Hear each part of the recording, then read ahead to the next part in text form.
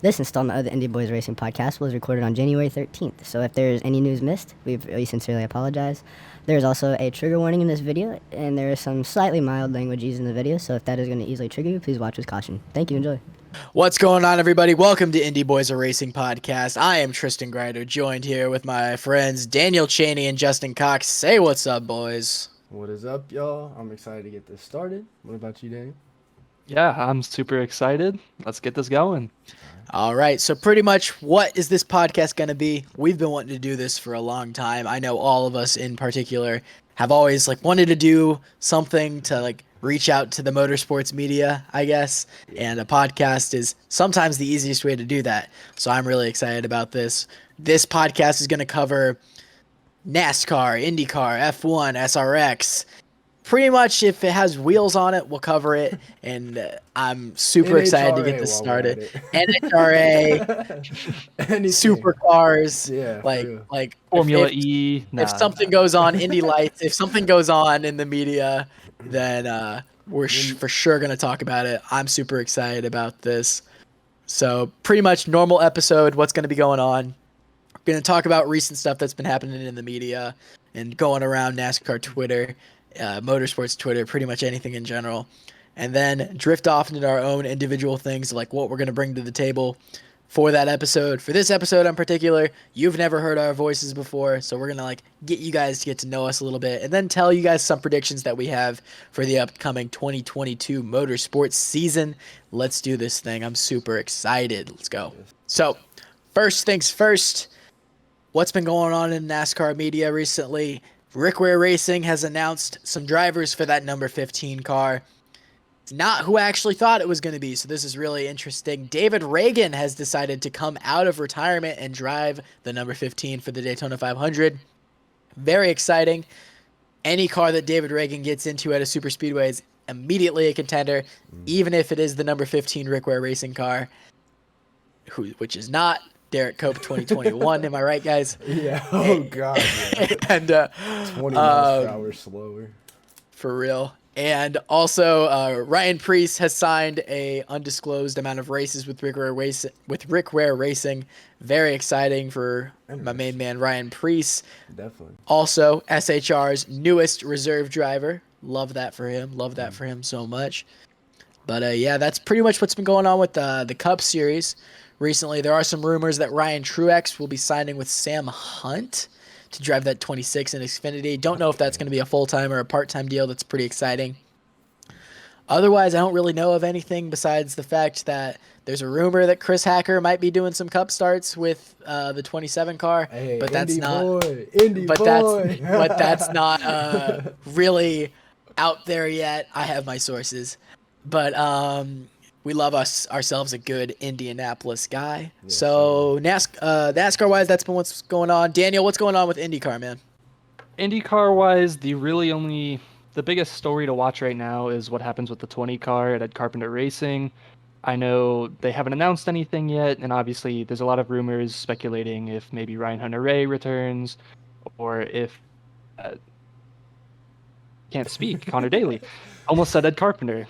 But if Connor Daly returns to the 20 car, obviously there was some concerns with sponsorship, so we don't know if it'll be one of those returning or perhaps a new face coming to Ed Carpenter. So that'll be an interesting story to watch. Yeah, for sure. I'd be surprised if Ed Carpenter goes with another young guy since they have Rinus VeeKay. So if I had to put my input in there, I would believe that they would go with a veteran driver, possibly re-signing Connor Daly if they get sponsorship. I love Connor Daly. I'm wearing his hat right now. We love ourselves a good Indy boy. Exactly. And but if they do go the Captain America, Ryan Hunter-Reay route, Hunter-Reay's got a lot of fans. I'm sure that they'd be happy to see him in that ECR equipment. Not necessarily a downgrade from Andretti. I'd say possibly a step down, not a crazy step down. But I'd say ECR would be a good place for either of those drivers, and I'm looking forward to that. Jay, what's going on with F1, man? Okay, so today, it was either today or last night, the FIA, so as you guys saw, did you guys watch at all any of the penultimate round of the F1 season? Yes, sir. what happened with Lewis Hamilton and Max Verstappen. So actually today, or like I said last night, the FIA actually relaunched their investigation into what happened in the final couple laps there. Personally, I feel like it wasn't rigged for anybody. It was more rigged for the excitement. So I'm not saying it was for Max Verstappen, which, I mean, in that position, Max Verstappen had the lucky upper hand. And that's how I personally feel about it.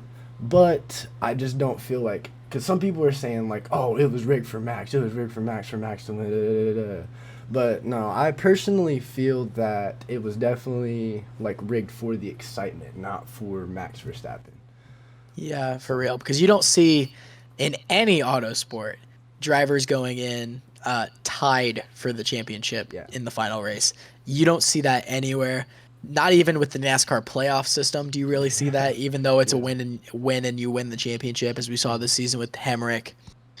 But like, you just don't see it. And I think when I looked it up, the last time that they've been tied going into the final race, I think was 1973. Don't fact check me on that. I don't actually know. I was nowhere near being around for that one. But it's just interesting to like see that if it was rigged, I don't believe it was rigged for any driver. Yeah. But I do think that it was definitely rigged for excitement. If the FIA goes in and looks at it, I don't think it, I mean, it happened a month ago.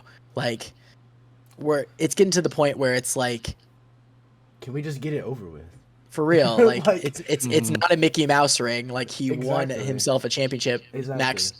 Max and Lewis were the most consistent drivers all season. Now, if it was another guy that came in and won the championship after not being that consistent, then we'd have something to talk about. Yeah, but that's not how Formula One works. So, like, I don't know. No, I'm definitely with you on that. Like, I personally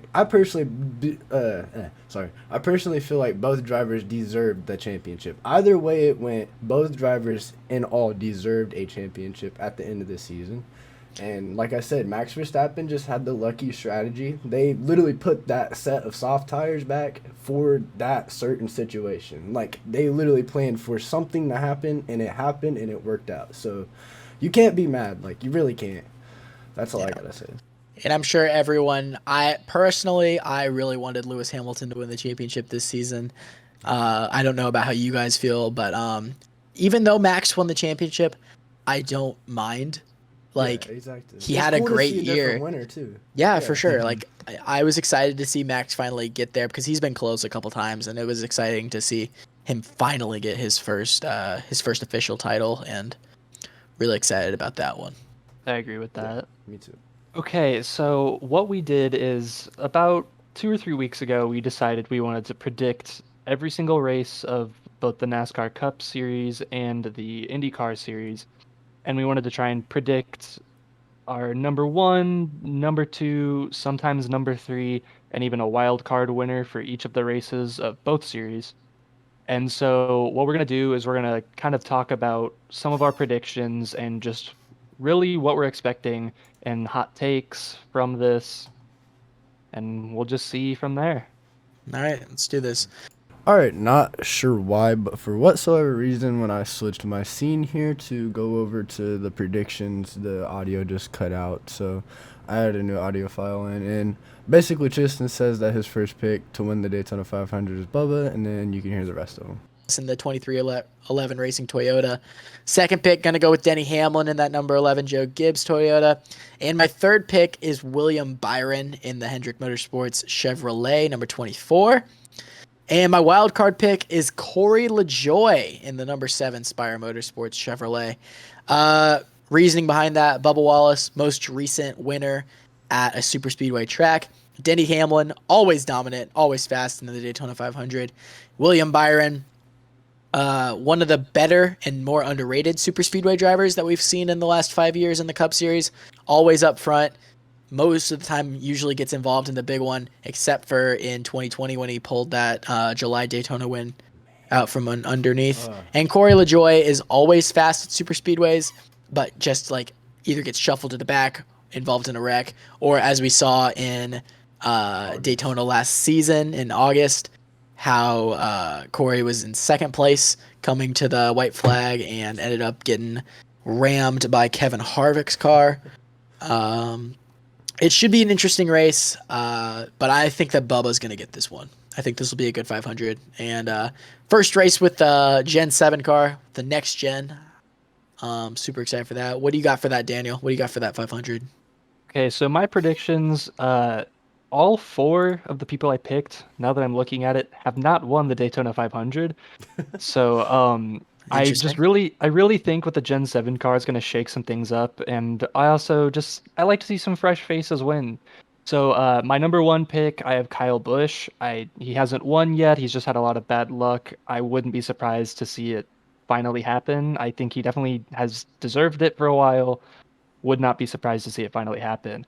My second pick is Kyle Larson. I know he's not the greatest super speedway driver, but that man can win in about any car you put him in.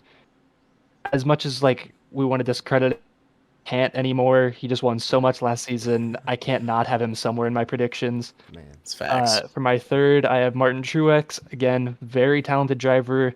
Has had bad luck at Daytona. Worst luck. I would just like to see it happen. There's really just nothing besides that. I'd be fine with that. I think a lot of fans would be fine with a Truex victory. And then for my wild card, I have Eric Jones. I just think in the 43 car with the new team merger and just the new car, all in all, I wouldn't be surprised to see kind of a wild card win, and I think Eric Jones could pull it off potentially. That's true. Sorry, go ahead if you want to go ahead, Tristan. Eric Jones is always fast at super speedway, so that honestly I wouldn't say that's a wild card. I would say that's a top 3 pick. Eric Jones is fast at super speedways. Yeah, go ahead, Jay. That's basically what I was gonna say. He's just fast at super speedways. I mean, come on, he got his first win at Daytona in 2018, 2019, if I had to remember right. Yeah. 2018, and he's just fast, man. Fast super speedway guy. So that's not a bad pick, Dan. Yeah, that's all right. Jay, what you got for the 500? Okay, so for the 500, I have as my first pick, I have Ryan Blaney. Second pick, Denny Hamlin. Third pick, Bubba Wallace. And fourth pick is Ross Chastain. So I picked Ryan Blaney because Ryan Blaney has really shown up on a lot of super speedways here recently, like Talladega. I think he's won 2 Talladega races, hasn't he? It's facts. He won 2 Talladega races at the line. Yeah. No, yeah, that's right. Yeah, both of them were right at the line. Yep, that's exactly right. And then he won at Daytona last year in August. So I feel like, honestly, Ryan Blaney might be a really good pick for the 500 this year, just from seeing how much he's coming around to super speedway racing, which, I mean, I'm not saying it's not easy, but, it really takes a lot to, be able to be up there at the front at the end. Denny Hamlin, of course, three-time Daytona.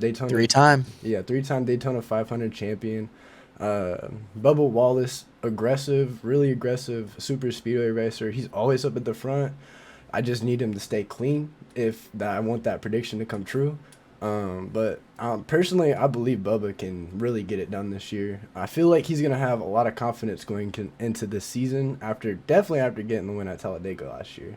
I feel like a lot of the weight literally just fumbled off his shoulders after last year, after that win last year. So, and then my wild card pick is Ross Chastain, which I feel like in the sense of Eric Jones, it's not necessarily a wild card pick because I personally feel Ross Chastain is a pretty good super speedway racer anyway. Because in the same case as Bubba, he's kind of more aggressive. He will put himself into position. You know what I'm saying? Yeah, so man, I get you. So I think Ross Chastain is definitely one of the wild card picks, if not just the 4th pick. Yeah, for sure. All right, we're gonna move down here to Bristol Dirt, when the 9th race of the season. One of the more, I guess, not necessarily a crown jewel race, but definitely one that a lot of fans are looking forward to again this season. I personally loved the Bristol Dirt race last season. So yeah, my first pick for that one, I'm going with Truex. Truex killed it in the Truck Series race last season, sweeping all the stages and winning the race. Would not be surprised if he gets up there and wins. Second pick, I'm going to Suarez. Suarez had I swore to you he was going to win that race. And if Logano hadn't got by him, I think Suarez would be in the playoffs in that last season. That's a good pick. Third pick, I'm going with Bubba. just because Bubba has a lot of dirt experience. And then my fourth pick on this one. This one's a little bit underrated. Sorry. This is a little bit of an underrated wild card pick on there. I'm going with Chris Buescher, just because, like, not a guy that has a ton of dirt experience, but I just got a feeling about that one. I don't know. I don't even know if he got top 10 last season in Bristol Dirt, but I could just see him.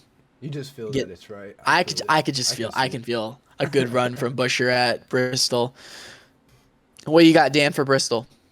For Dirt race. Bristol Dirt, my first pick is Kyle Larson. Again, I can see it happening. Like, there's really nothing besides that. My second pick is Logano. Obviously, he won, so it's going to be somewhere in my picks. I wouldn't be surprised to see him get it 2 years in a row. Then my next pick is Daniel Suarez. Again, had a very good running last year. Would not be surprised at all. Then my wild card, it's kind of out there, but Kyle Busch. I don't know why. I could just see it happening in my brain. We'll see. I get that. What do you got, Jay? All right, so Bristol Dirt, I have Kyle Larson, of course. Just basically because he's a dirt racer, so it makes sense. He probably could have won last year if he hadn't. Who did he get hit by? It was like Bell. Christopher Bell. Yeah. If he hadn't got hit by Christopher Bell or hit him or however it worked out, then it would have been fine. Bristol for second pick, I have Joey Logano. Third pick, I put Tyler Reddick in there because I feel like, honestly, Tyler Reddick, he can definitely get it done. Like, on any, like, I feel like you said with Kyle Larson, he's a wheelman. He can drive anything you put him in or on any surface. So personally, I feel like Tyler Reddick could definitely get it done. And then wild card pick, I threw Bubba in there. So That's a good pick. Did you say Bell at all in your predictions? no, I didn't say Bell. That's surprising because I didn't put Bell, neither did Daniel. Christopher Bell, obviously probably the driver with the second most dirt experience in the NASCAR Cup Series at this point in time. Yeah, probably. I like feel like you obviously have to put Larson at number one there. Mhm. Chase Briscoe, I'm sure you could put an argument for him being number two, but none of us mentioned Briscoe or Bell at Bristol Dirt this season. I don't know. I guess it's just because they didn't have strong runs last season at Bristol Dirt that none of us thought about it. But I don't know. That's all people were talking about last year is how Bell was going to win Bristol Dirt, and no one puts him in there. All right, let's move down to the Coke 6. See, actually, before we move on, go ahead, bro. Say, I was going to put Chase Briscoe in here, but like you said, after seeing his run last season, because last season I honestly had him as one of my predictions to run really good, and he just wasn't up front, really. I get that, bro. I So, get that. Yeah. Sorry, let's go ahead. All right, you're good. Moving down to the Coke 600. I guess I'll go first. I got Kyle Larson winning this one. Defending champion of the Coke 6. Incredible on mile and a halves.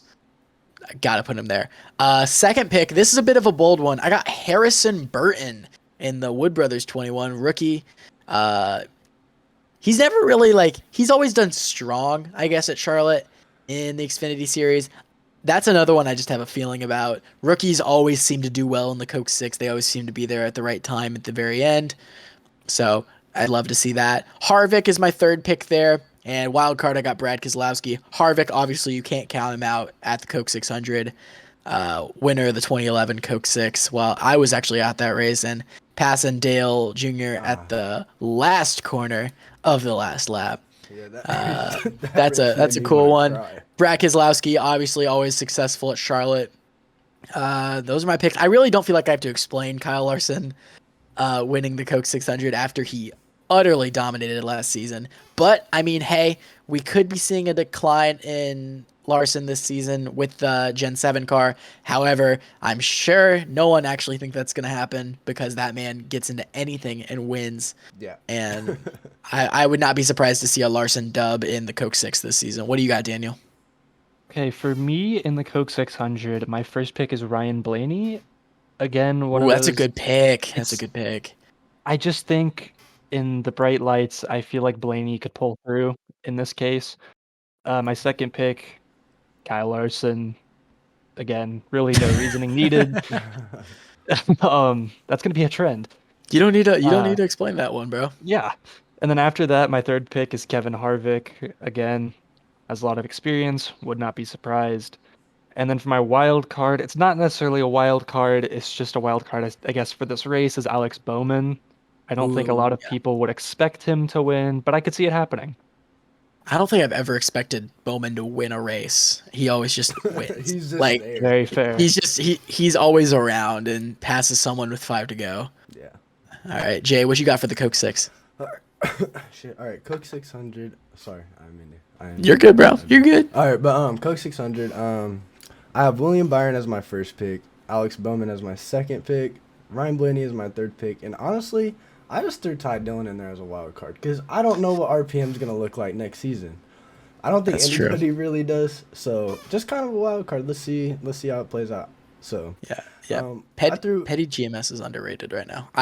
You don't see a whole lot of people talking about Petty GMS right now, and I'm honestly excited to see Ty Dillon back in the Cup Series, and I would love to see him do some success. And I'm sure that Coke 6 he will have a strong run. I think that'll be a cool one. I said Byron because I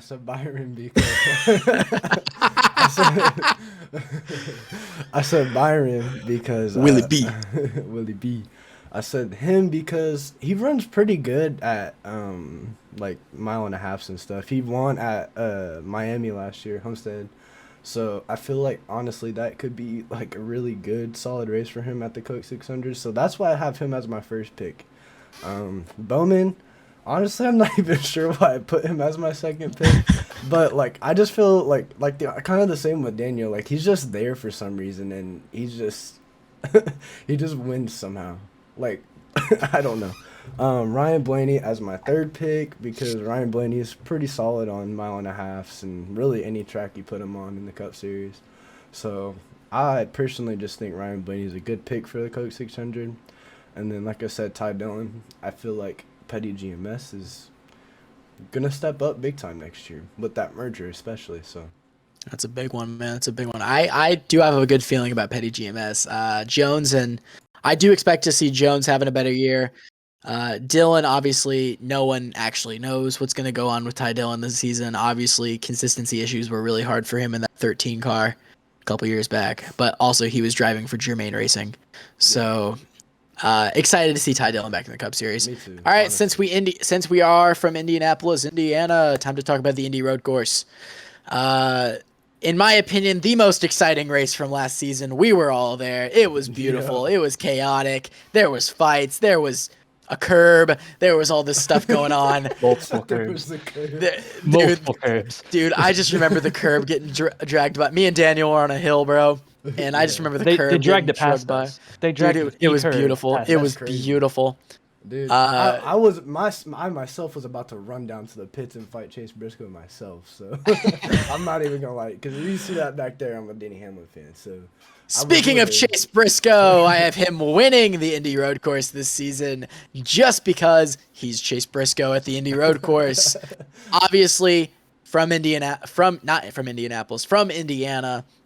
Briscoe has a lot of experience driving on that Indy Road Course, winning in 2020 for Xfinity. Obviously was there in the final laps at last season's Indy Road Course race. Second pick, I got the defending champion, AJ Allmendinger, as it is confirmed that he will be running that race. Tyler Reddick, I got in the third place there just because Tyler Reddick swept the stages, and a lot of people forget that Reddick swept the stages at last year's Indy Road Course race. And wildcard pick, I don't know, it shouldn't be a wildcard pick.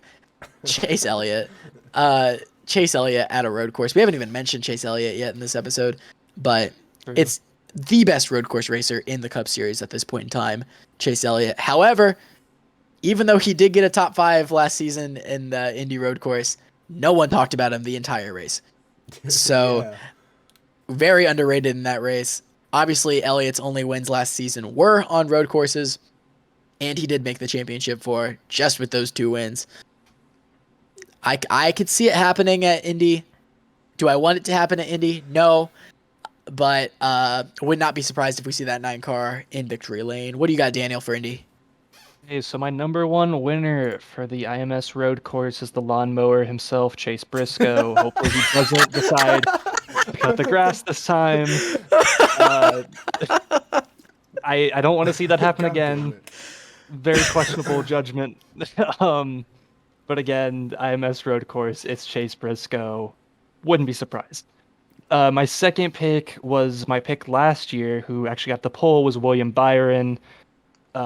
People don't really talk about him because he did end up crashing in that race, but he had the pole and he could have won had he not gotten caught up in some of the mischief that happened in that very chaotic race. The curb. Would not be surprised to see him somehow pull out the victory there. And then my third pick, Chase Elliott. It's a road course. Shouldn't need explanation. And then my wild card, again, not completely a wild card, but I have Austin Cindric. It would have been more of a wild card last year as he was in the 33, but now taking over the 2. It's less of a wild card, but I would not be surprised to see it happen. I mean, he won an Xfinity there last season, so yeah, he knows the track. Would not be surprised. Another Indy boy. Yeah, another. We love Cindric. Yeah. For All right, Jay, what you got for IMS? All right, so let's continue on the trend of Chase Briscoe. How about that? We all picked Chase Briscoe, baby. So then I went, actually, second pick. I'm pretty sure AJ Allmendinger is going to be running the road courses this season. Yeah, he is. It's confirmed for Colleague. So definitely AJ Allmendinger has to be second pick because road course ringer, of course. And then for my third pick, I chose Ryan Blaney because he finished, I think it was second last year. He did. He was runner up. Yeah. And it was after the chaotic finish, but she would have finished probably like fifth if nothing really crazy happened like that. But, that's true. But in the end, he still ended up second. So I feel like, and of course, Ryan Blaney is a really good road course racer, and I feel like a lot of people sleep on that. He is a very good road course racer. He is Mr. Right. He's Mr. Right place at the right time at road courses. And I mean, come on. There's sometimes I've been looking at races and he's just in bottom half of the 20th place, 20s and back. And then I look up and he's fifth. Yeah. He knows how to save his car at road courses and save it for the final 10 laps. Obviously, we saw it with the Roval in 2018.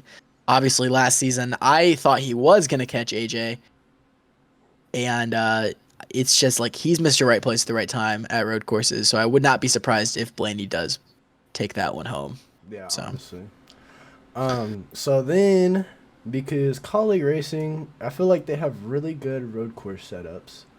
I threw Justin Haley in there as my, or was it? Ooh, yeah, Justin Haley as my wild card. That's a good pick. I just feel like, of course, because Justin Marks, he races Trans Am, he does not Justin Marks. Fuck, what am I talking about? Man, never mind. Forget what I was just about to say. I went to Trackhouse. I don't know why in my head I flipped the Trackhouse. All right, erase what I just said. But all right, back to what I was saying. Colleague does have really good setups for their cars for road courses, and we've seen that with AJ Allmendinger last year. He was up in the top 10 for the most part of the season, the race. So, but yeah, I feel like Justin Haley is a really good wild card to throw in there. I would not be surprised to see Haley run well at the Indy road course.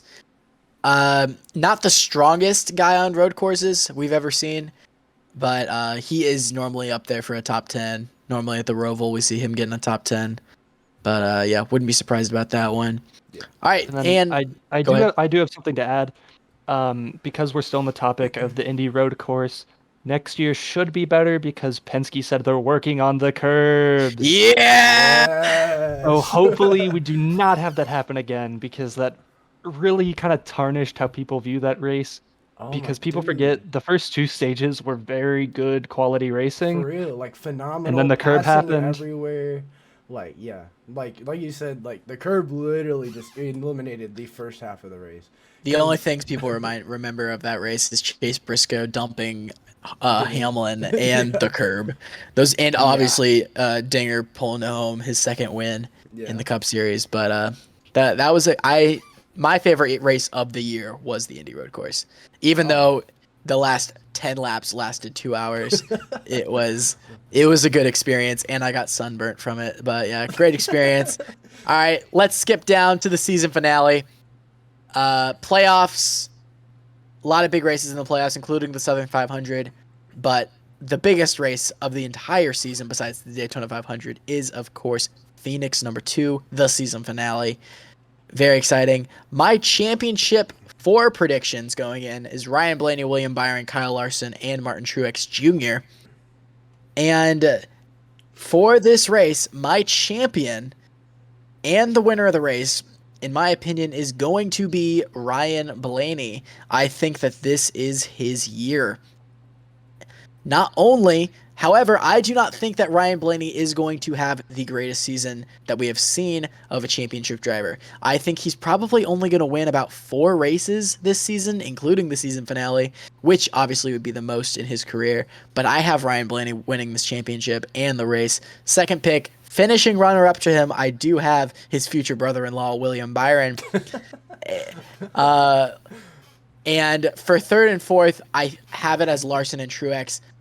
Not only because I think that they will finish in that order, but because I think Larson and Truex will get involved in a wreck early in the race in the season finale. Do not quote me on that, but that's just my predictions. I don't know why, but I think that this championship will come down to Ryan Blaney and William Byron.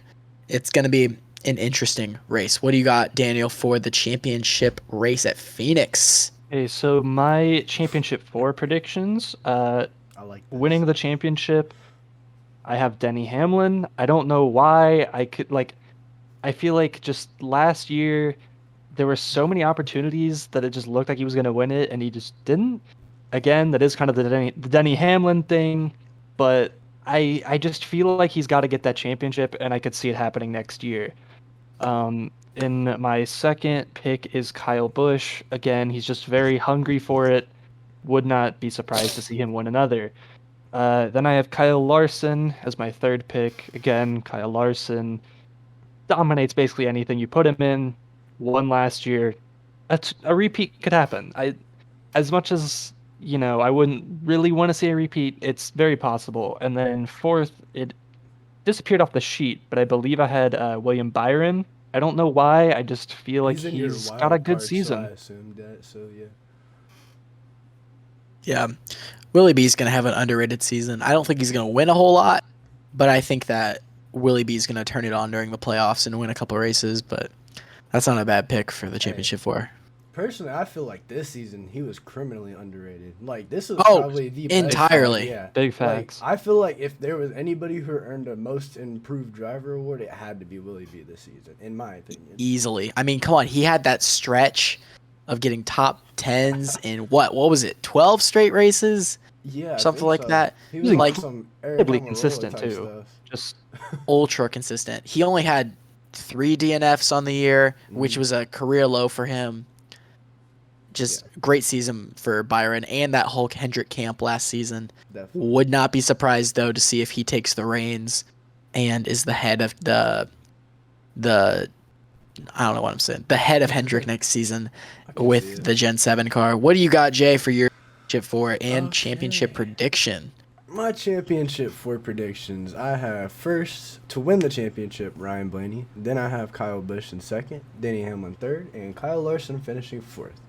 I chose Ryan Blaney as my champion personally because I feel like this year is going to be like a breakout year for Ryan. Because he's been on the up and up each season. Like, he's went from winning like 1 race like in his first couple of seasons to winning 3 last year. I think it was 3. Wasn't it 3? I think it was. Yeah, he won 3. Yeah.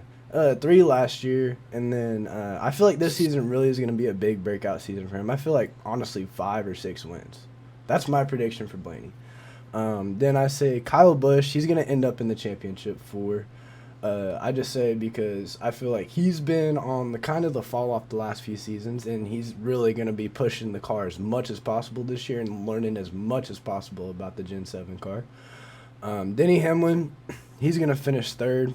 Personally, as a Denny Hamlin fan, I don't think Denny will ever get a championship. And I know you're supposed to have faith in your driver, but I personally don't think he will ever win one. I don't. I think he's going to be Mark Martin. And then I have Kyle Larson fourth. He's going to carry, like you said, do you think Willie B might carry the Hendrick stable? But I think, honestly, that it's going to be Kyle Larson again. Just seeing how Kyle Larson can just drive a car. Like, just naturally, he sits in a car and it's just fast. So I think Kyle Larson is going to get back in the championship 4, but I don't think he's going to win. I think he's going to finish fourth behind the other 3, of course. But, yeah, that's my championship 4 predictions. Good predictions. Good predictions. All right, we're going to move on to IndyCar, but really quick, let's take a quick break to talk about some of our sponsors, including the Marian University Phoenix I go to school there. They're letting us put this podcast up for free on their website. So that's very exciting stuff. Thank you to Marion University and the Marion University Phoenix for letting us use that. So awesome job. Also, Now let's go on to the IndyCar predictions. This one should go a little bit faster. Not as many huge races in IndyCar as there is only 17. So, Daniel, you go ahead and take the reins on this one. What do you think are going to be the biggest races of the year? I mean, obviously, Indy 500, no-brainer. I would argue that Nashville is going to be a big race. It had a lot of eyes on it last year. Obviously, it was very chaotic, so I think there'll be some changes to it. So we'll see. And then obviously, I would say the championship at Laguna Seca is probably the other big one. I really think because there's a limited schedule, every race is big, but of the big races, I would say those three probably being the biggest. All right, let's focus on those. Jay, you take the reins, bro. Go ahead and go get them, Tiger. Okay, I got you. So what races are we talking about again? I was talking. We're gonna start off with the Indy 500. Okay, great. So personally, I have Pato O'Ward. He was up front there at the end last season. I don't think Pato is a bad driver at leaving on the ovals at all. Like he won at Texas last year. Yeah, he won the second Texas race. Because Scott Dixon won the first one, right? Yeah. But I think Pato's gonna win the Indy 500. And then I have Elliott second, which Elliott, I think he might become a 5th-time champion. Like it's possible. Like he's just a beast at Indy for some reason. Like, but yeah. And then part of that Mount Rushmore for sure. Oh, definitely. And then I threw Ed Carpenter in there because why not? You know, Indy boy. Yeah, he's Ed Carpenter. You know what? Why not? I feel like Toronto is gonna be a big race too because that's our first return to Toronto since I think 2018, isn't it? I believe so. Yeah. So I feel like Toronto is gonna be a decent race. So I don't think it's unless we even race there because COVID might shut it down again or Canada might close their borders up again or something. But I guess we'll see. Knock on wood. Talk about Toronto too. Yeah, let's talk about Toronto. All right. So I was looking at some stats because I'm not as fluent in IndyCar as you guys are. You guys probably know way more about IndyCar than I do because I started really watching full time in 2018, so I haven't watched a lot. But Toronto, I went back and like I said, I looked at some stats. Justin Newgarden, Scott Dixon really were like the top two for the stats that they were raced like that when they have raced there in the past. So that's kind of a no-brainer. So I just went with Justin Newgarden, and then I put Scott Dixon as my second pick, just basing it off previous stats at the track. And then, honestly, just seeing how Colton Herta raced at Nashville last year, I feel like you probably might be able to compare the tracks a little bit to Nashville, or Toronto to Nashville. So I feel like Colton Herta might be right up in there at the end of the season. So that'd be dope, bro. That would be dope. Or at the end of the race, my fault. Not season. Yeah, man. That'd be dope. Then next we're going to Nashville. So I say Colton Herta. I feel like Colton Herta is gonna win this year. He was gonna win last year, but yeah, we know what happened there. You know what happened there. We know what happened. Yeah. If y'all don't know, Daniel is a diehard Colton Herta fan. I mean, come on, just look at his hair. Yeah. Die hard. He grew the hair out. No, Just you don't understand. Man's grew the hair out for Colton Herta. Like Partly, yep. No, I'm not gonna lie, that it did kind of help. That's funny, bro. And then I have Graham Rahal because Graham Rahal ran a really consistent race last year at Nashville from what I was watching. So I feel like, honestly, I have actually him as my second pick a few times in some other races because he ran really consistent at some races. But Graham Rahal is definitely going to be my second pick for Nashville. And then wild card, fuck it. Screw it. Just throw Elliott Castroneves in there. So, yeah. Elliott Castroneves, I got him at Nashville, as my wild card. And then you said Laguna Seca? Yes, sir. Yeah. Okay. So I pull out winning at Laguna Seca. He ran pretty good last year. Colton Herta, he won the race last year, so I have him finishing as my second pick. finishing first as my second pick. And then wild card Graham Rahal. Once again, he ran really consistent at Laguna Seca last season. So I just said, you know what? Wild card. Because you never know. Maybe a pit strategy could fall in his lap or something. You never know what's going to happen. So, and then at the end of the season, I have as my champion Joseph Newgarden. I feel like Newgarden is going to win. I think it was four races in the season. Or it's like 2 or 3 or 4 or something like that. But I feel like he's going to be very consistent outside of those wins. So I feel like he's going to be definitely a threat to deal with. Yeah, I could see Newgarden being a podium guy. Yeah. Mhm. Like, I have personally with my predictions, I don't have Newgarden doing too well past Long Beach in my predictions. I love myself some Joseph Newgarden, but I do see this being a little bit of a rough year for last year's, the 20. When did he win his last ring? For the 2019. 2019. Yeah, for the Dixon, 2019 Indy Series champion. But I guess we'll see here. All right, let's do my quick predictions. Indy 500. I got Rinus VK winning this one. Reasons? Do I need any? I just have a feeling. Anyone can go in and win the Indy 500. They say it every year. And Rinus VK is my opinion for who is going to take it home this year. Raced decent in last year in the Indy 500. If I had to guess, I think I remember him finishing 7th. He led a solid bit. He did. He did lead. He was up front. But he did drift back a little bit near the end. He was fast in qualifying also too. Very fast. Yes, insanely fast. Yeah. In the Bitcoin machine. Second pick there. Gotta put old 4-time Elio Castroneves in there. I'm gonna put him on my predictions every year until he wins the 5th one. And then my wild card pick. No one has mentioned him yet, but he is racing the Indy 500 this season. Put Jimmy in there. Jimmy Johnson in the number 48. You laugh. But that man has won the second most Brickyards in NASCAR history. He knows his way around that track. Second to only the great Jeff Gordon. Indy boy.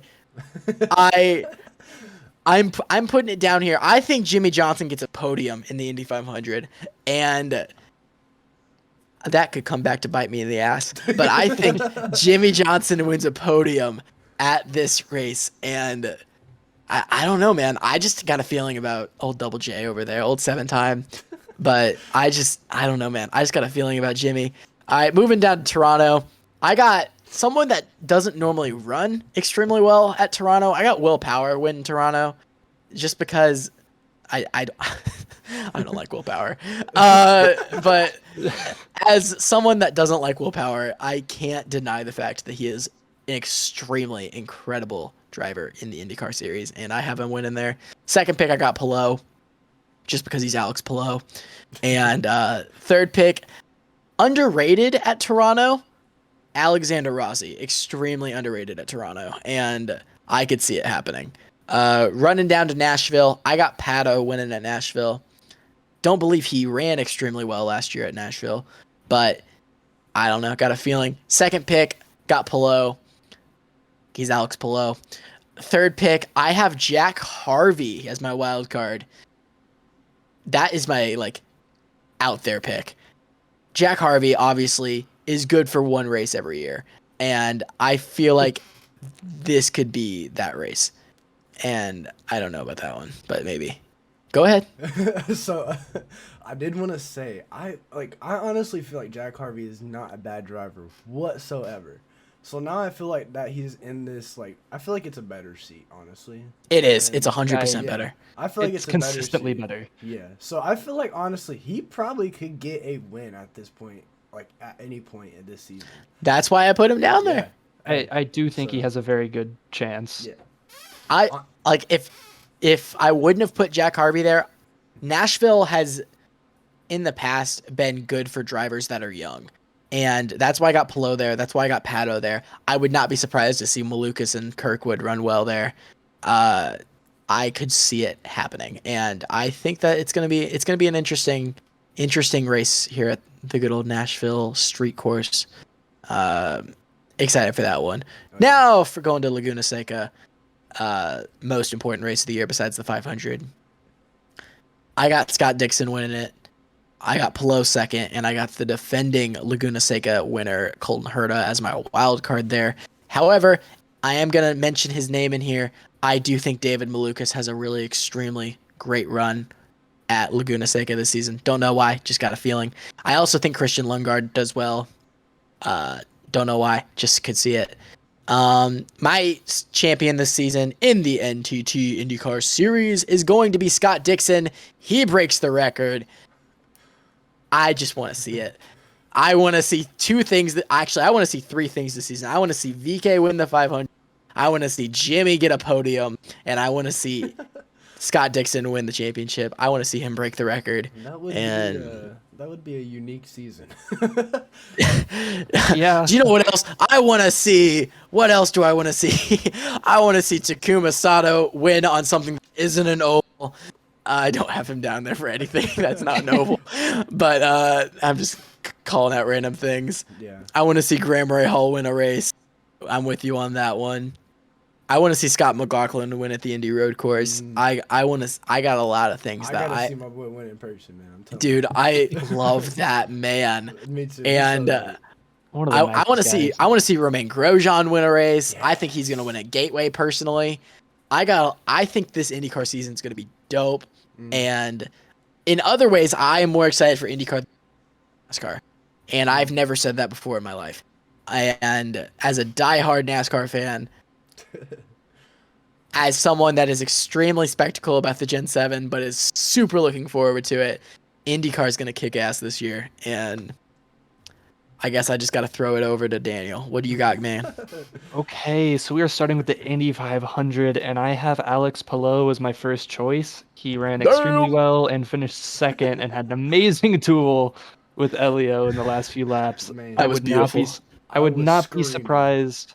I would not at all be surprised if we get chicken wings, because as we know, every time Alex Palou wins, Eats he eats some fried chicken. Let's get some beat ups. Surprised. I would not be surprised if the Indy 500 ends with some fried chicken this year. And my second pick is Colton Herta. He didn't finish he didn't finish as great as he could have, but he almost won the pole before Scott Dixon crushed my dreams. Dude, I have that on video. It's so beautiful. I seriously think he might get the pole this year, just because this is the last year that he would be able to win and become the youngest pole sitter ever. Would not be surprised. And he ran pretty well for most of the race. Would not be surprised to see Colton Herta up. My wild card is a very wild card. I'm not even gonna lie. I have Felix Rosenquist. Ooh, That's a good pick, though. That's a good was pick. Running up front at the end, but he ran into fuel trouble. So that's a really good pick. He ran very well, and he did have a good-looking car last year. Not the point, but he did. He had a very off year this year, and I think that this upcoming season, he's gonna catch some eyes. I think he's gonna have a little bit of a breakout season compared to last year, and I would not be surprised to potentially see him win the Indy 500. Then for Toronto, I have Alex Palou winning. It's another fried chicken day. I don't know why. He's just dominant. Would not be surprised. My second pick, I have Romain Grosjean.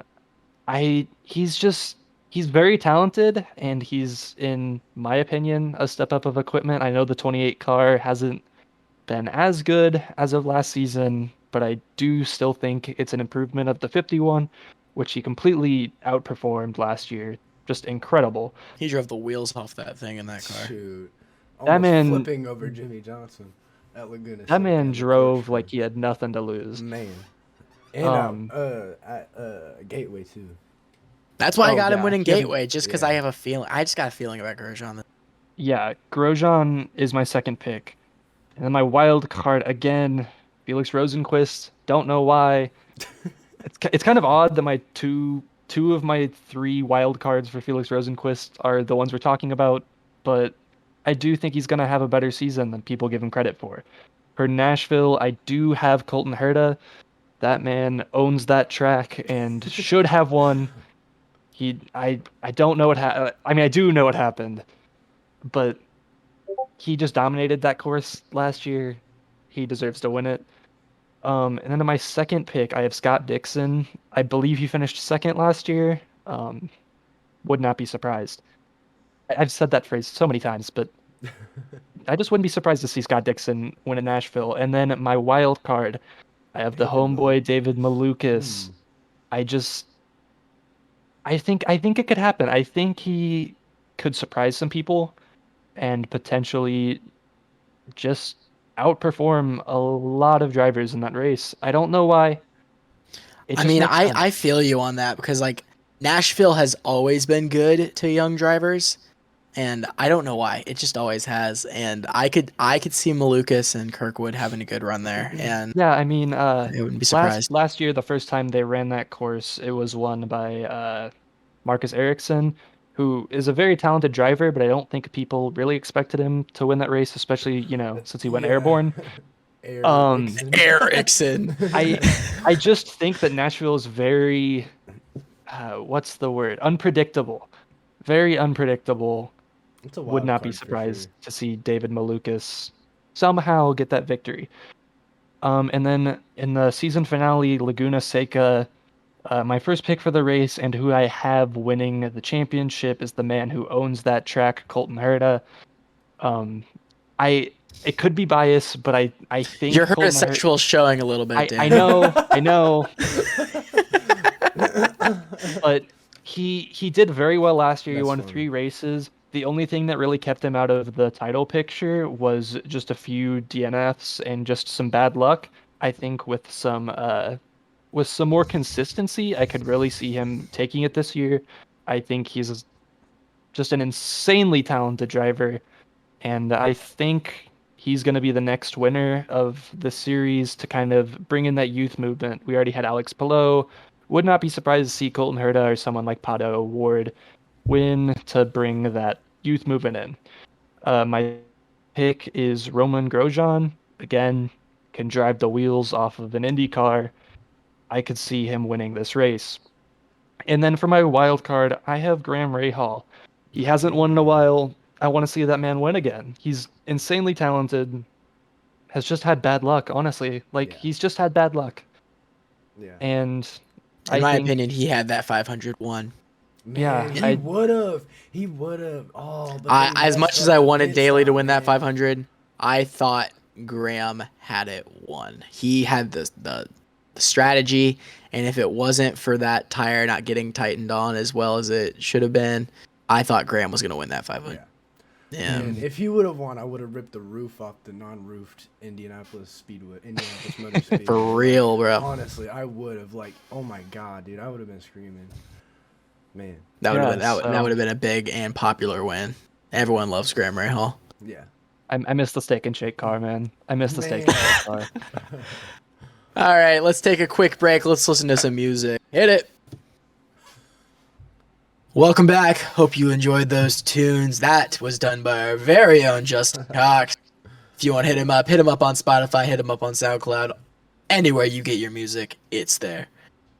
All right, quick Q&A for stuff that's going to be going on during the season.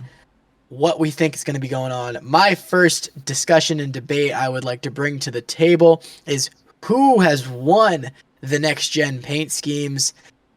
In my opinion, SHR has kicked ass with what's going on with those paint schemes. I haven't seen one paint scheme from Stewart-Haas Racing that has not hit extremely different. Even that Cole Custer-Haas scheme that I'm tired of seeing looked beautiful. The Busch beer car, all of the Harvick cars, the Smithfield 10 car, Stewart-Haas killed it with that. And I really loved their cars. Do you have any other cars, guys, that you think next gen that looked extremely and utterly sexy this season? Okay, I'll go. I know they haven't released a bunch of cars yet, but Trackhouse, they always have very good schemes, and their Ross Chastain scheme that they released the other day. Holy crap, bro. Like, is it like a 10 out of 10? I don't know if it's a 10 out of 10, but that is a good-looking car. I think they've got It's a lot sexy. up. They've got a lot up their sleeve, and we haven't seen much. Would not be surprised to see them pump out some more quality paint schemes. Yeah, man. So I guess I'll take over. So personally, when I say this, it might sound like a little bit of bias. Okay, maybe there is a little bit of bias. But Here comes Joe Gibbs. Yeah, Joe Gibbs. So I really think that other than Christopher Bell's car, that thing was ugly. That thing is ass, bro. I feel like, Don't remind me. I feel like the other three cars are gonna do it right, and just be based on their designers too. So, but I think Denny's car definitely wins. Maybe a little bit of bias. Maybe not. Denny car did look pretty nice. I know that was one that people were a little bit iffy on. Yeah, I thought that it looked good, and I think that once they do the inverse of that scheme, a couple races, I think people are really gonna love that car. Oh yes. Just very underrated. But you can't tell me that Harvick ream scheme was not a million times better than that 20 car. And I agree. It's for the simple fact they took the ream.com from underneath the logo and put it on the door. Like the whole point.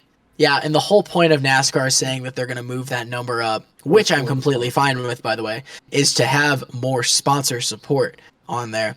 And when you have teams, not to call out anyone, but RFK, that is not taking full advantage of the space that they are given, even teams that, let's say, have had some pretty ass sponsors and not ass sponsors, but like pretty ass schemes in the past couple of years, not to call out anyone, but JTT Jordy Racing. I mean, their schemes this season have been on point for Stenhouse, and that Irish Spring scheme, in my opinion, might be a top 5 released paint scheme so far. And I'm excited to see all the paint schemes for this season. I'm excited to see what they do with Throwback Weekend. Ooh, I'd love to see the numbers get moved back for Throwback Weekend. That would be. Oh, I didn't think about that. See, now you just gotta think. But I'm excited to see all the release schemes for the 500. Obviously, we have not seen schemes from quite a few teams at this point for what they're going to be racing at the 500. We don't even know every driver that's going to be racing in the. Yeah. But those clean schemes, the Tyler Reddick 3-cheese scheme, the Timmy Hill Bumper.com scheme, those like 48. For real, bro. Yeah. Those schemes that are just simple look incredible. And teams are going to have to realize, as much as I love every inch of the door is covered on the SHR cars, that 3-cheese scheme might be my favorite scheme so far released this year. Can we take a moment for a Tyler Reddick moment? Since we're talking about that car,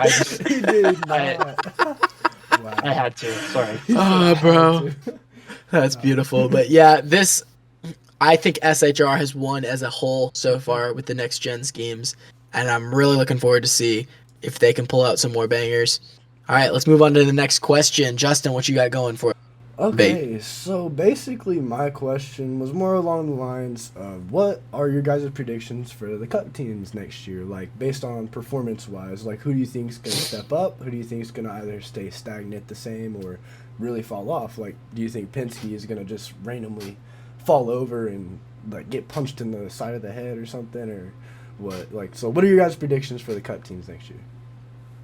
And now, All right, Dan, you take that one, bro. Okay, so I am going to give 2 teams, one of which I think is going to take a step up. One of them that I think is going to, it's a kind of a controversial opinion, but I think they're not going to be as good as what people are expecting. So I'm going to start off with the team I think is going to improve. I think Trackhouse is going to improve. I know that's that's a very consistent take with a lot of people. Obviously, when they bought out Chip Ganassi, they weren't necessarily like a top tier team. They're probably a step below that. But I do think that combining both of those teams had and just the drivers they have in those 2 cars, I think they're going to surprise some people. Definitely. Do I think they're going to take over as a top tier team? I wouldn't say that. But I do think they're going to surprise some people. And one team that I think is not going to do as well as people think. And this is a very probably controversial opinion. And I don't want this to be true. I don't want this to be true. It's just a feeling that I have. I think 2311 racing is not going to be quite as good as what people are expecting. Okay. I don't like that take, but I could see it happening where just adding 2 cars with 2 very talented drivers. Like, this is nothing against the team or the drivers. No, I yeah, just yeah. think somehow I think they might have bit off a little more than they can chew. I hope they prove me wrong. I want them to prove me wrong. I just think that somehow along the way it's not going to work out as well as people think. Yeah. I saw like last year when they made the team and they were doing the interviews with Michael Jordan, Denny, Bubba, all of them together, and they said that their goal was 5 wins. I was like, pause. I was like, pause. Let's chill for a minute. Yeah, let's get some top 15s and top 10s before we go for 5 wins.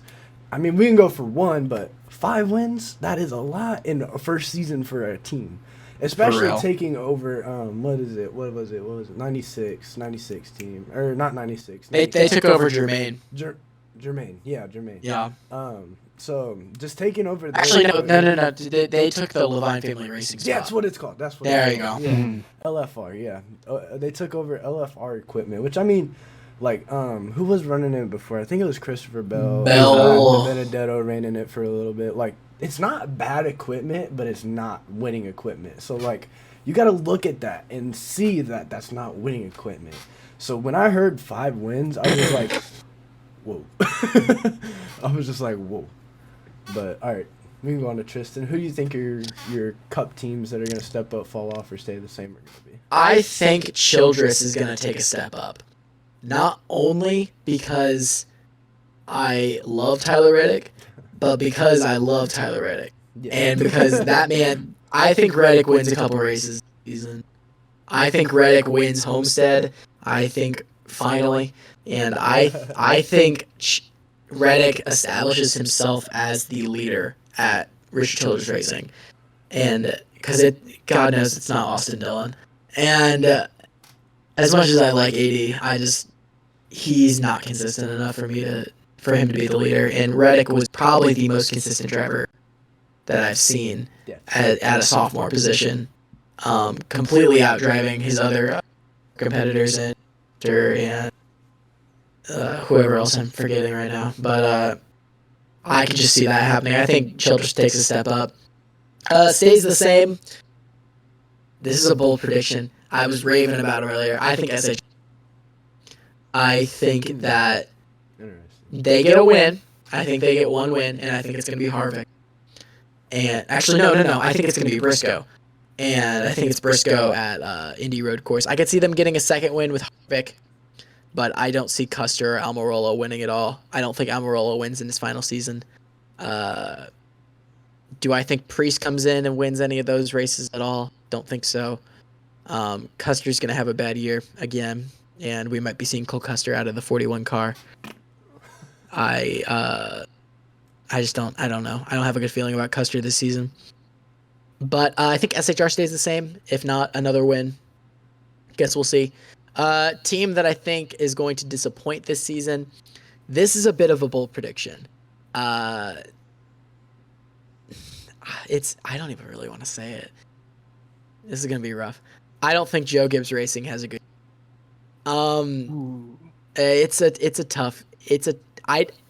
Do I think they'll win races this season? Yes. We're not talking about Joe Gibbs Racing having a terrible year. We're not talking about them having an SHR not 2021. But like, to their standards, it's going to be bad. Like, Joe Gibbs Racing, in their opinion, had a bad year last year. Yeah. They only won 5 races. And no, they didn't. I forgot all about Martin Truex winning 4 races. They won 9 races.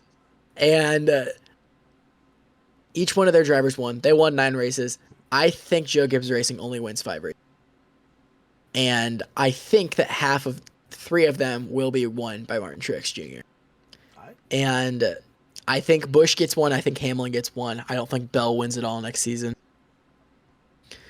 Again, I think Bell has a rough year next year. But I think Joe Gibbs takes a step back. Not only because this is the next gen car, but because KB's getting old and Denny's getting old. Truex is getting and old. Truex is getting old.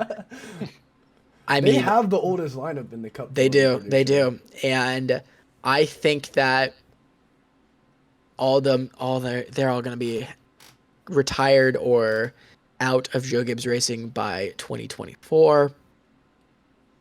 I think that it's going to be interesting.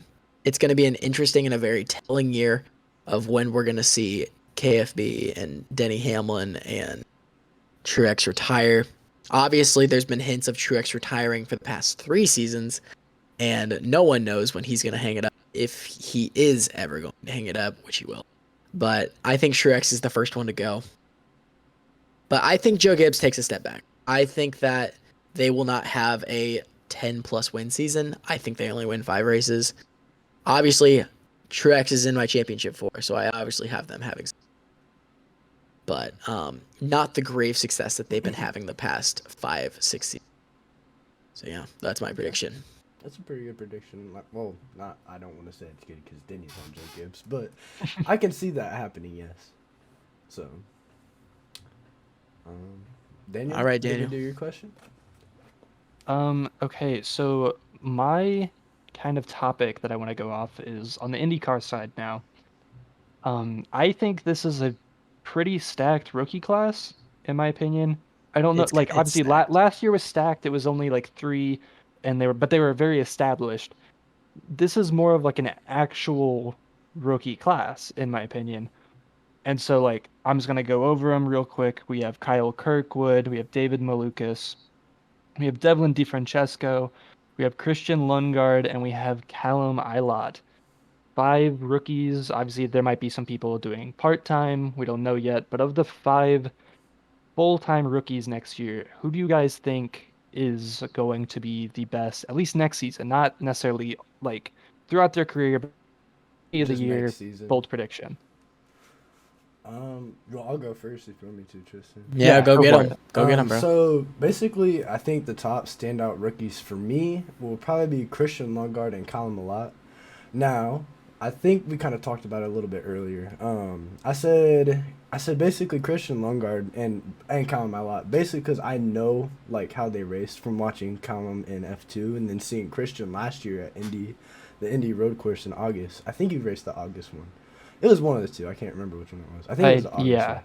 But just seeing both of them have raced before and seeing how they race, I feel like they're going to be pretty good. Now, like I said earlier, I think that Callum Ilott is going to outperform the Juncos equipment. And I'm not saying Juncos is a bad team by any means. I just personally feel that Callum Ilott is just a lot better. I feel like he could have ended up at an Andretti or even an ECR seat. But, yeah, I just feel Callum Ilott, for what he's driving, I feel like he's going to have a pretty decent season for that team. And then Christian Lundgaard, basically, from just seeing him last year, race last year and how good he ran last year, just in, I think it was the one race plus a few test sessions before, I personally feel like he's going to be pretty good. But I only know them 2, really, from this rookie class. You guys clearly know more about, the IndyCar rookies than I do. I don't know much about Delvin DeFrancesco and the other 2. So, but just from knowing how they drive, each of those drivers drive, those are probably going to be my top 2 standouts. So, but yeah, that's all I got. Daniel, give me a quick reminder. Who won the Indy Lights Championship last season? Kyle Kirkwood. That's right. Kyle Kirkwood wins the Rookie of the Year. Reasoning, this is bold, okay? This is bold. Because obviously the main standout that everyone Malukas. And for reasons is because Malukas and also because I'm blanking, DeFrancesco are in better equipment. They are. Obviously, with Devlin being in Andretti equipment, arguably the best equipment in the IndyCar series, and with Malukas being at Dale Coyne. It's better equipment than what Kirkwood is rocking with at AJ Foyt. Yeah. But you can't count out, like, winning. When you win as much as Kirkwood won last season in Indy Lights, it doesn't just go away. Like, out of all the guys that I've seen come out of Indy Lights in the couple of years, Kirkwood is probably my favorite. Like, the favorite for who I think will be the next, like, big champion. And this, again, might come back to bite me in the ass.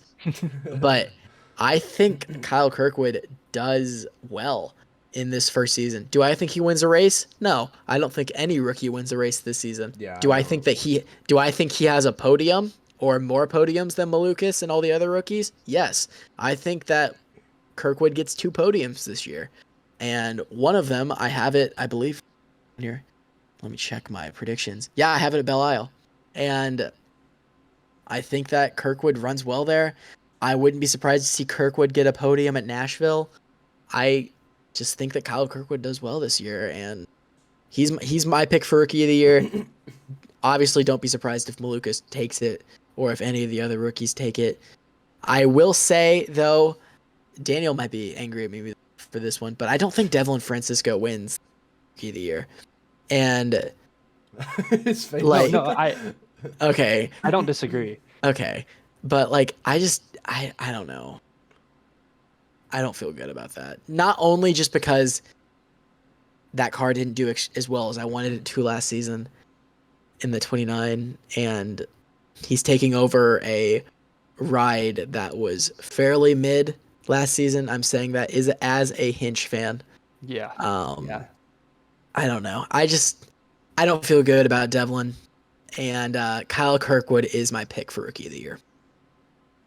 I definitely agree with some of those statements. So for me, I'll just go over like my feelings for each of the drivers kind of going into the season. Okay. Go for Kyle it. Kirkwood, I do believe out of these 5, he probably has the most raw talent. What I think is going to hold him back is the fact that he's in the 14 car for AJ Foyt. Yeah. I really like Kyle Kirkwood, and since he was Andretti affiliated, I very much wanted him to fill in for one of the Andretti seats. Obviously, when Colton Herta was rumored to go with the rumored Andretti merger to F1, the whole plan was to move Kirkwood into the 26. And obviously, none of that happened, so he ended up having to settle with AJ Foyt. And I do think he's going to do better than a lot of people would do in that seat, but I don't think he's going to do well enough. I'm going to skip David Malukas for now. Devlin DeFrancesco is in arguably the best car of these 5 rookies. Arguably, he is in the best car out of the 5 rookies. Well, that could be argued against Christian Lundgaard in the 30. That's I feel true. like the 30 and the 29, very similar cars last year. We'll see this year. Devlin DeFrancesco, I want to see him succeed, but I really don't see him doing that well besides ovals. I just based on the Indy Lights that I watched last year, I noticed he does way better on ovals, but he isn't necessarily he wasn't a top tier driver of the Indy Lights guys, which is why I was surprised he moved up so early. Do you think he gets a podium? I don't know. I think I have him as a wild card for one of the Iowa races, I believe, simply because he's pretty good on ovals, but I don't know. I don't know. He'll have to prove it to me that he's worth that spot. Right now, I'm not sure. Moving on to the 30 with Christian Lundgaard, I think he's going to do very well. I don't necessarily think he's going to blow everyone out of the water. Obviously, the one race that he did last season, he did very good at. So I expect him to do good at the IMS road course, but I don't know about any of the other ones. He's kind of a question mark for me, but I think he'll probably finish second. And then Callum Ilott, very talented, but again, Uncos Hollinger Racing is a bottom tier team. I do think he's going to outperform the equipment, but I don't think it's going to be enough. And then going back to David Malukas, hot take, I do really like David Malukas. I think he's going to win Rookie of the Year. He's in the 18, which isn't necessarily the best car, I would say it's a C to B tier. I'd put him car. in B. I'd put him in B. They just Obviously, had Ed Jones last season, so it was it's D. hard to judge. It's hard to judge because Ed Jones drove it. Nothing against Ed Jones. I just mean, don't. he But didn't everything run against bad Ed in that, Jones. though. He didn't run He didn't bad. run bad. He just. He's Ed Jones. Well, he's Ed Jones, and the thing is, that eight, he just pissed a lot of people off last year, including myself, who wanted Pato O'Ward to win the championship. Yeah. And nothing against Palo, I love you, but Pato, in my opinion, deserved that championship. Yeah, but I just think. I think David Malukas in the 18 is really going to exceed some expectations. I do have him as a wild card for winning. I only have him as a wild card for one race, but I would not be surprised if he gets a podium or two. I think he's very talented, and overall, I think the future is going to be very safe. The future of IndyCar is going to be very safe, with I would argue the big three of this rookie class being Kirkwood, Lundgaard, and Malukas. I think they're going to be three of the major players in the future, already part of this big youth movement in IndyCar. Would not be surprised to see them take off in the future, but I do think David Malukas wins Rookie of the Year next season. I think that all the drivers can step up. I feel like every single one of these drivers have talent, especially after hearing about some of them from like the other three that I didn't really know much about from you guys. Like, especially because you have Dixon, he's probably going to be out the door here soon. Will Power's probably going to retire here soon. Who else? Ryan Hunter, Ray Hall, even Ed Carpenter. But I mean, Ed Carpenter races the ovals still. But I feel like a lot of these guys are gonna have a lot of opportunities stepping up here in the near future. Honestly, within the next 3 to 4 years. And then now that you say it, as you're saying how a lot of the old guard or current guard of the IndyCar series is getting older and potentially retiring, you mentioned Will Power, and this is something to note. David Malukas tested with 2 teams when he was doing his IndyCar testing. Obviously, he tested for Dale Coyne, which is where he ended up, but he also tested for Penske. Ooh. If Will Power, I don't know if Will Power know will that. retire. I don't know if he'll retire after the season, but I think potentially whenever Will Power retires, I could see Malukas joining the Penske powerhouse. That'd be cool. That's a bold prediction. I like that prediction. Again, that's very far in the future, possibly, but I do think if we're talking about the future of these talents, wouldn't be surprised. Yeah, IndyCar this season reminds me a lot of 2018 in NASCAR because of the youth movement. That's a throwback. Daniel, you don't know about the youth movement. The youth movement pretty much, and I'm sure Jay can chime in on this. NASCAR did this whole thing, and it was tons of commercials all about how Ryan Blaney and Chase Elliott and Austin Dillon and other drivers that were coming into the sport, they're gonna destroy. They're gonna destroy. Kill Denny Hamlin and Martin Truex Jr. and Busch is out the door. Yeah. And then the entire season was won by Harvick and Busch and Truex. There was the big three all season. Even though Laguna won the championship, all season, everyone only talked about the big three. And you could go from a race where Harvick had lived the entire race, and then you would go to a commercial of Austin Dillon looking like he's spitting in the face of Ryan Newman. And it would be like, and it was so confusing because you go back on screen and these guys are running sub 20 and the people you're saying that they're going to be better than are running at the front. And it was just the dumbest thing ever. And I don't want to see that this season in IndyCar. Could I see it happening? Of course, because IndyCar is extremely talented this season. Unpredictable. And extremely unpredictable. That's right. It's a spec series, so it's just driver talent, really, other than a few different changes to the cars. But but I'm sure that it will be a good series this season. Sorry, I got a little heated. the youth movement, No, but I am hey, extremely no. passionate about that. Like, just you saying it now, like, it brought me back in time, and I just thought about that, and I was just like, wow, they really, like, tried to push all that. Like I can't believe, like, just now you saying that, I just can't believe they tried to do any of that. Like, it was like, bad. You gotta make sure these people are gonna be well endowed in the future to actually push these people. But, like, first season in, yep, fucking Chase Elliott is gonna beat the shit out of Denny Hamlin and Kevin Harvick. Like, no. And like, sure, Chase had a good year that season. He won 3 races, but Dylan won the 500. Larson didn't do anything that year. Yeah, because Larson was still pretty young then. Yeah, so. and none of the other rookies or Blaney. Well, Blaney won at the road, but none of the other like youth movement drivers did anything that year, Dan. Yeah. And it was like, it was just rough. It was a rough year for NASCAR that season. That was rough. At least in advertising. For real. But all right. Thank you for listening to the Indy Boys Racing Podcast. We gravely and utterly appreciate it. Signing off for now. My name is Tristan Grider. Follow us on all of our socials on Twitter. Those are showing up on the screen right now. Obviously, follow us on Twitter at Indy Boys Racing Podcast. This is going to be awesome, guys, and I'm really looking forward to it. Thank you for joining us for our first episode. Signing off for Justin Cox and Daniel Chaney. My name is Tristan Grider.